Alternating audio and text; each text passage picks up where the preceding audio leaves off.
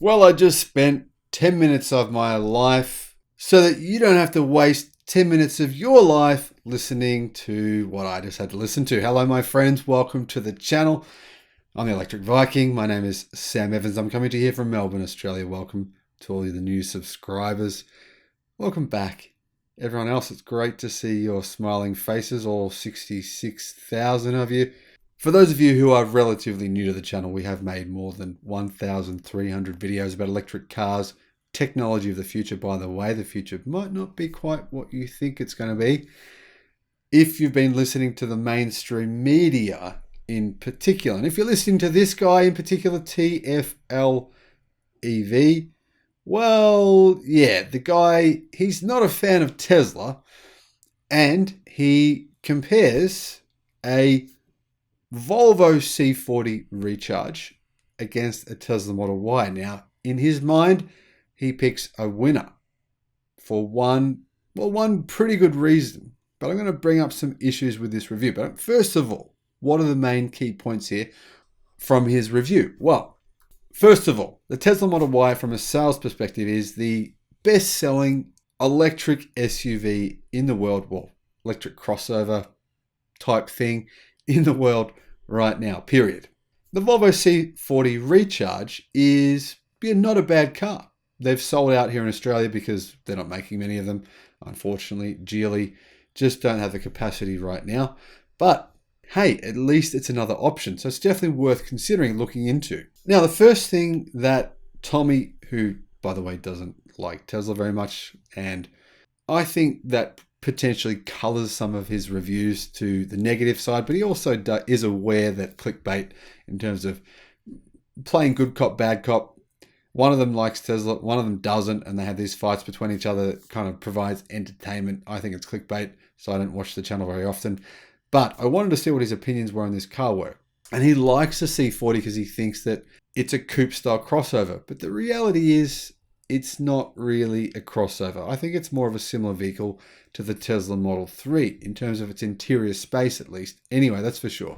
However, he does point out one problem with the C40. If you're taller than 6 foot, it's not a good fit for headroom for you.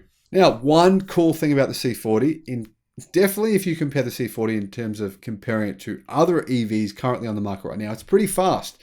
It'll do 0 to 62 or 0 to 100 kilometers an hour in 4.5 seconds.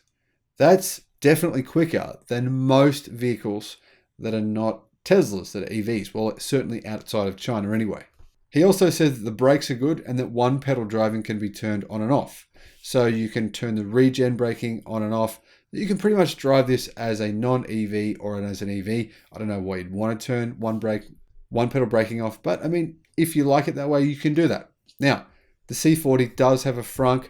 You can only open it from inside the car using the key. The frunk is a bit smaller than the frunk on the Ford Mach-E and on the Tesla Model Y, but at least there is a frunk. A lot of cars, a lot of EVs don't have any frunk at all. The one key difference between the Tesla Model Y and the C40 is the price. The ultimate version of the C40 costs $59,845 US.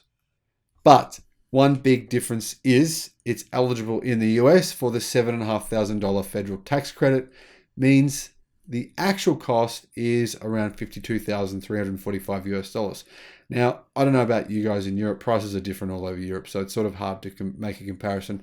Here in Australia, well, we don't even have the Tesla Model Y, so it's pointless saying what the price is.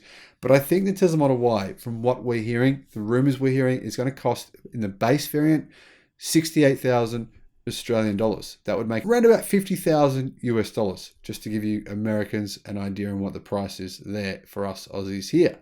Sounds a bit cheaper than what you're currently paying. So in contrast, right now in the US, the Tesla Model Y costs 12,000 US more.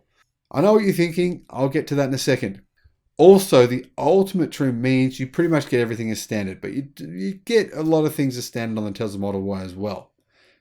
Now, according to the dude here reviewing it, I'm not even going to say his name, the C40 handles pretty well and it feels comfortable. That said, it's not a sports car and it understeers when pushes hard. Volvos are known for that. I've owned a few of them.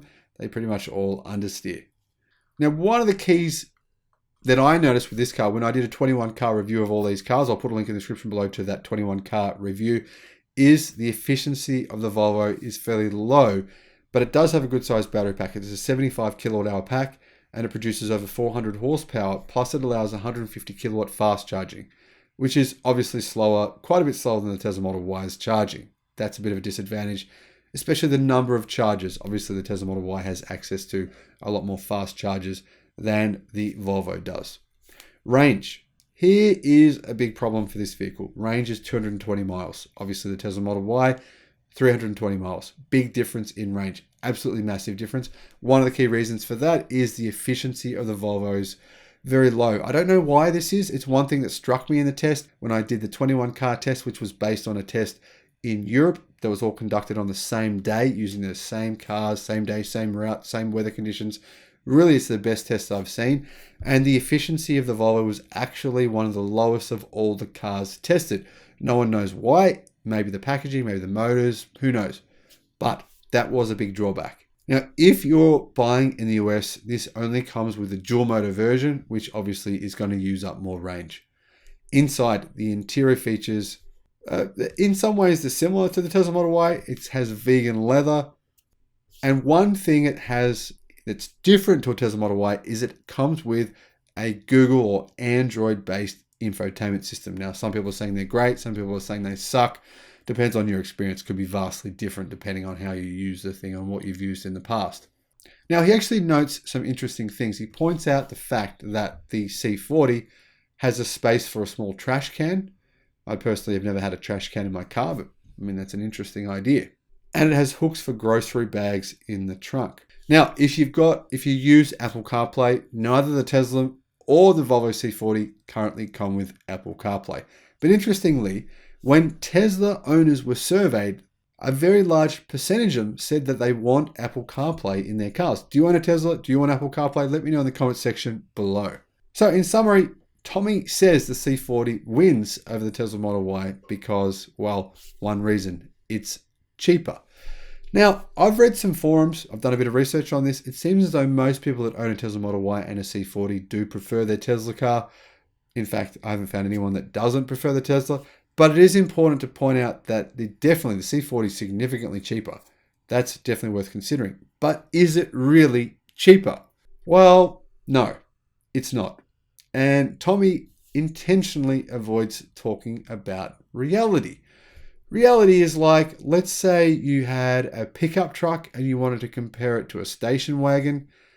Well, they're two different vehicles. So are the Tesla Model Y and the Volvo C40. The Volvo C40 is essentially a sedan.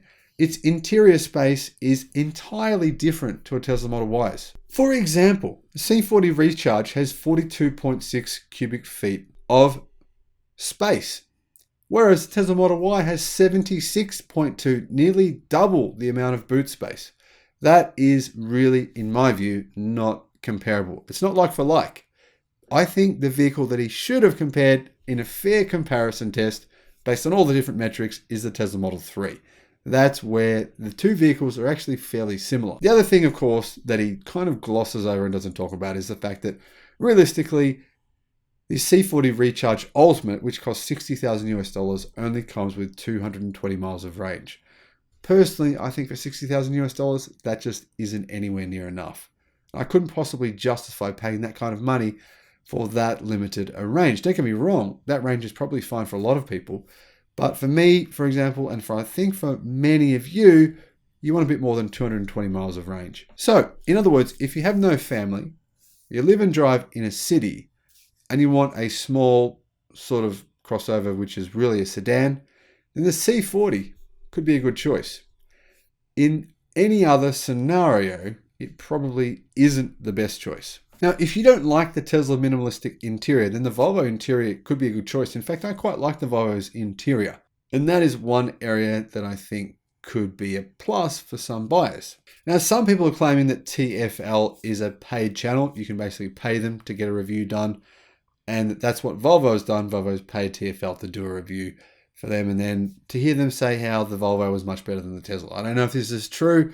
This is what some commenters are saying about this story. It may or may not be true. I have no idea. But I've just tried to present to you the facts as I see them between these two cars. They're really not comparable. They're great. They're both electric. But that's where really most of the comparisons end. Thanks for watching. Let me know in the comment section below what you think about the video, what you think about these two cars. Are they comparable? Am I wrong? Maybe I am. Bye-bye.